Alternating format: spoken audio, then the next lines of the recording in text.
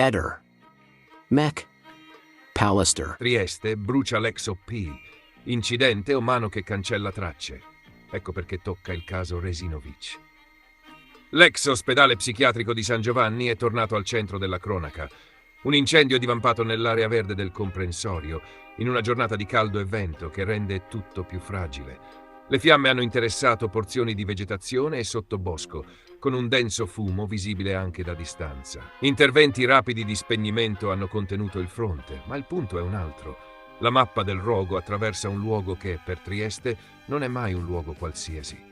Il parco di San Giovanni, i viali, i terrazzamenti, il roseto, i boschetti che degradano verso via Weiss. Per molti triestini è un'area di passeggio. Per chi segue il caso di Liliana Resinovic è anche uno scenario simbolico. Proprio ai margini del comprensorio, in una zona boscata, il corpo di Liliana fu trovato all'inizio del 2022. Da allora ogni evento che tocca quell'ecosistema, bonifiche, potature, passaggi straordinari e sì, anche un incendio, diventa automaticamente un fatto che richiama un'altra domanda. Può incidere sulla conservazione o sulla leggibilità di eventuali tracce rimaste nel tempo. Dal punto di vista tecnico forense, il fuoco è un agente entropico potentissimo. Il calore degrada microfibre e DNA di contatto. Il fumo deposita particolato che può mascherare residui più antichi. L'acqua di spegnimento sposta, diluisce e lava via frazioni sottili di suolo e di materiale organico. Non è detto che distrugga tutto. Ciò che è protetto da involucri, inglobato nel terreno o schermato da pietre e ceppaie può sopravvivere. Paradossalmente, il fuoco produce anche nuove tracce, resti di innesco, pattern di combustione, impronte a calco nel terreno reso plastico dal calore. Ma se qualcuno, ipotesi teorica da trattare come tale, avesse voluto ridurre la probabilità di rinvenimenti tardivi in un'area sensibile, un rogo estivo in un'area verde potrebbe apparire come una copertura credibile, confondibile con la stagionalità degli incendi. Per capire se siamo davanti a un incidente tipico della stagione o a un'operazione di pulizia, servono risposte concrete a domande molto pratiche. Dove è partito il fuoco e come si è mosso nei primi minuti? Esistono più punti di innesco vicini e indipendenti, oppure un solo focolaio coerente con una causa naturale? C'è traccia di acceleranti lungo linee di erba tagliata ai margini dei sentieri vicino a muretti a secco o a residui di rifiuti. Le prime squadre intervenute hanno notato comportamenti anomali di persone presenti, passaggi di veicoli fuori luogo, zaini, taniche, fiammiferi, accendini.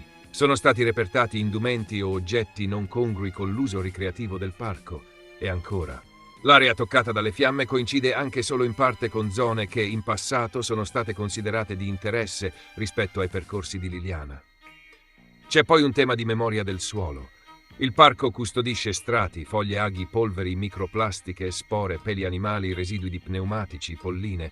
Un incendio rimescola questo archivio e lo riduce, ma non lo azzera. Dopo il raffreddamento, una buona strategia è campionare a maglia fitta il terreno bruciato e quello limitrofo non bruciato, per confrontare i profili di particolato e valutare se il fuoco abbia spinto o tirato materiale da un'area all'altra. È utile mappare con droni i differenziali di colore del suolo e i bordi di combustione per ricostruire il percorso delle fiamme. E soprattutto sovrapporre questa nuova mappa alle vecchie. Foto aeree, rilievi, sopralluoghi precedenti. Dove le mappe coincidono può esistere un nesso. Dove divergono, forse è solo stagione. L'ipotesi dolosa nel perimetro mentale del caso Resinovic non può essere scartata a priori, ma va trattata con lucidità. L'eventuale movente sarebbe la bonifica probatoria, eliminare microtracce potenzialmente rinvenibili a distanza di anni, magari dopo nuovi stimoli investigativi. Ma questa ipotesi convive con altre. La distrazione di un fumatore, scintille di lavori, autocombustione di sterpaglie secche, un atto vandalico senza secondo fine.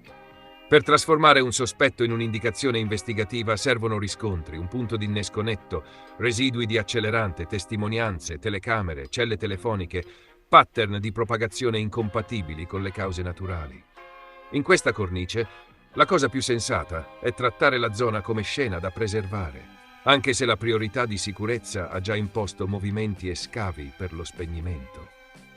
Chiudere i varchi, fotografare e georeferenziare ogni dettaglio, raccogliere campioni di suolo e cenere, repertare oggetti calcinati, verificare i passaggi dei giorni precedenti con tracciati di dispositivi o videocamere urbane, ascoltare subito chi era lì, chi abita intorno, chi percorre abitualmente quei sentieri. E poi incrociare tutto con quanto già esiste sul tavolo del caso Resinovic. I luoghi, gli orari storici, le abitudini, gli spostamenti di persone chiave, i sopralluoghi passati. Il punto in conclusione è semplice: un incendio a San Giovanni può essere una coincidenza stagionale, ma in un luogo che porta addosso la memoria di una vicenda irrisolta, ogni fiamma è anche una domanda. Se la risposta dirà accidentale, bene, si rafforza l'idea che il territorio vada protetto meglio. Se invece emergeranno segni di una mano, allora questa non sarà solo cronaca d'agosto, sarà un capitolo di un'altra storia, quella che Trieste aspetta di chiudere da troppo tempo. Ehi, non dimenticare di iscriverti a questo canale.